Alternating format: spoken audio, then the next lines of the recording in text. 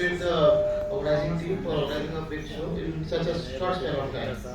So I bring greetings from Agra, the city of Taj, from SR Hospital, and I will be presenting some perineal abscess and fistula newer insights.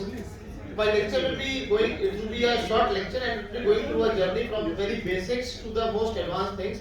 All the things will be covered, and I will tell you a thing that initial slides, which are the very basic part and the most boring part, is the all crux of your fistula management and your perineal abscess management. So initial slides will be like for the anatomy part will be very useful for you all for treating the fistula, and after that I will be covering the complex part. So I start with my lecture. So this is the anatomy part. The anal canal is around 2.5 to 4 centimeter long, and it begins superiorly where the rectal ampulla is narrowed by the anorectal ring. So this palpable muscular ring is formed by fusion of puborectalis muscle with a more inferior internal and external anal canal sphincter. The dentate line. This is the most important point. The dentate line or pectinate line marks the transition between the columnar spectral mucosa and squamous anotum. The dentate line is surrounded by longitudinal muscle folds. Actually, anatomy is already covered. You will find difficult later. So this is only 2 or 3 slides. I will just cover further because it's a part of. Go ahead, sir. Go ahead. Yeah. So because some students are sitting there, for that it is important. So that's why I will progress. But I will finish it within 10 minutes. That's sure. The dentate line is surrounded by longitudinal muscle folds known as column of Mogherini, into which the anal crypts empty. These crypts are the sources of cryptogranular abscesses, and all the fistula part is there. So this is the diagrammatic part which is showing anatomical anal canal and surgical anal canal. I will go fast through these slides. So anatomical anal canal is defined as beginning of the dentate line and ending at the anal verge, and surgical anal canal is defined as the area between the anorectal ring and the anal verge. So the anorectal ring is usually palpable as tight ring-like structure. Here I want to emphasize one thing.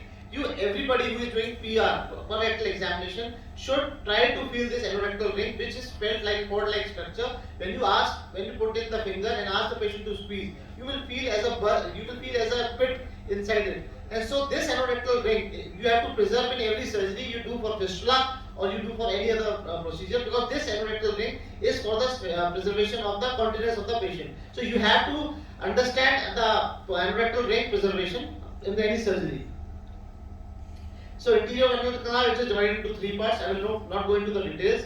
Upper part is there, middle part, then lower part, and this 2 slides more. This is important. The dentate line is located 1/3 below the entire surgical anal canal.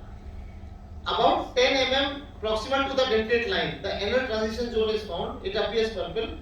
The transitional zone is known to be associated with sampling reflex, which means that this area is from gases. And this is the last slide. The column of Mogherini. Why it is said that you get the internal opening of any fistula generally at the dentate line, and it is generally at 6 o'clock position. This has to be kept in mind. For most of the cases in fistula, you will find a single opening that is at the dentate line at around 6 o'clock. It is because the columns of Mogherini begins at the dentate line and the anal crypts are at its base. So the anal crypts are connected to the underlying anal glands through the anal canal duct, and these are presumed to be the sources of perineal abscess. The anal glands proceed from the anal canal and enter the submucosa, and the obstruction of these ducts is postulated to lead the anal fistula and abscesses. This has to be kept in mind. Only my message is this. So that is why the anal fistula opening is generally located at the dentate line. So this is the diagram you must have seen. This is something like that. Anal sphincter, you know, it's internal and external sphincter. I will not go into the details. And external anal sphincter has 3 parts: deep part, superficial part, and subcutaneous part. So the point taken here is, it is said everybody is afraid who is doing the perineal surgeries. If external sphincter is cut, then continence is gone. So you have to understand this point. It has 3 parts: deep, superficial, and subcutaneous. So if you cut the subcutaneous or superficial part, approximately till you can cut approximately 30% of the external sphincter, continence will not be lost that much. So you have to keep in mind.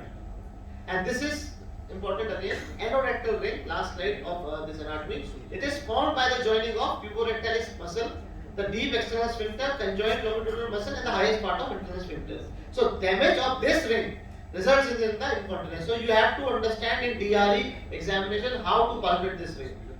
So I will go now. My topic is perineal abscess. everybody know perianal abscess is the abscess which originate in the intersphincteric plane or one of the anal glands.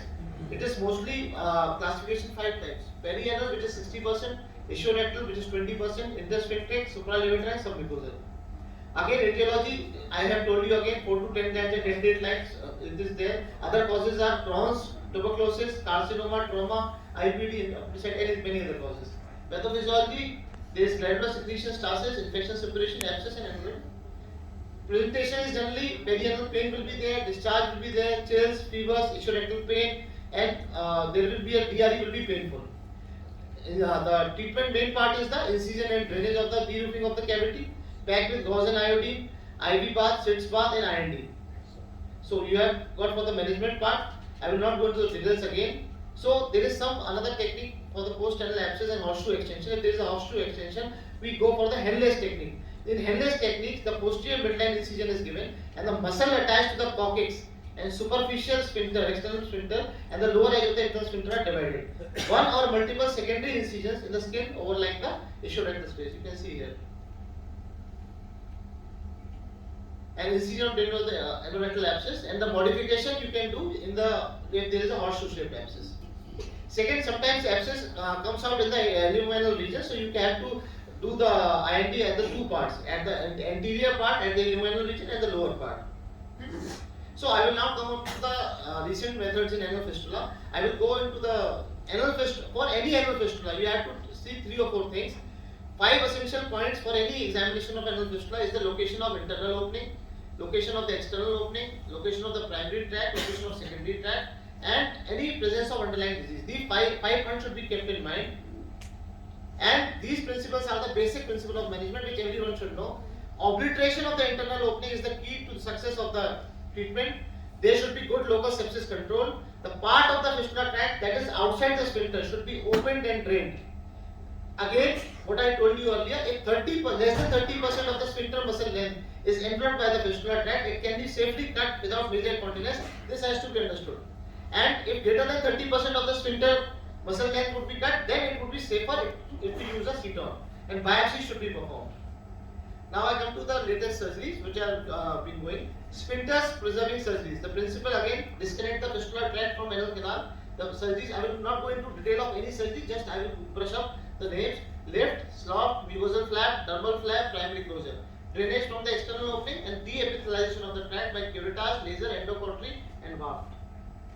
Again, sphincter swinging techniques, as I told you. Some higher transsphincteric fistulas, the options are again lift, coring, ceton, advancement tract, waft, as I already told, fistulotomy, laser.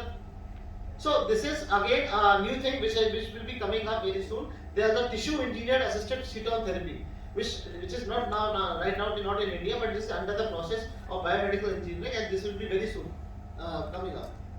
There are types of ceton we can use. There are 3 new procedures, not new procedures, but which we can do in the fistula part. One is the perfect, which is proximal superficial cauterization, emptying regularly fistula tracts and curettage of tracts, perfect for high complex fistula. Second is the tropis, which is procedure trans and an opening of intersphincteric tract, and third is tepsia, tunnel-like fistulectomy plus draining ceton, combined with incision of internal opening of anal fistula, also have been proposed. And so PILAC, I will go into short detail of PILAC laser procedure. It is mainly for this fistula. 1470 nanometer is used.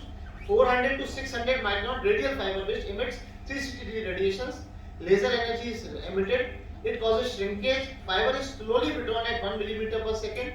10 to 12 watt energy is given, and it has limited depth of penetration, around 2 to 3 millimeter beyond the fistula tract. So there is no chances of muscle injury. Again, hybrid procedure for fistula in ano. It is distal laser proximal slot, distal coring and proximal slot, lift with laser, and waft with laser and proximal fistulotomy, distal coring and proximal fistulotomy. So these are the combined hybrid procedures for different type of fistula settings. So the key points: anorectal abscess are caused by blockage of anal ducts resulting in stasis. Diagnosis is typically clinical, and management is via incision and drainage, followed by proctoscopy to heal via secondary intention. So I think, thank you. I have taken my 10 minutes. Thank you very much.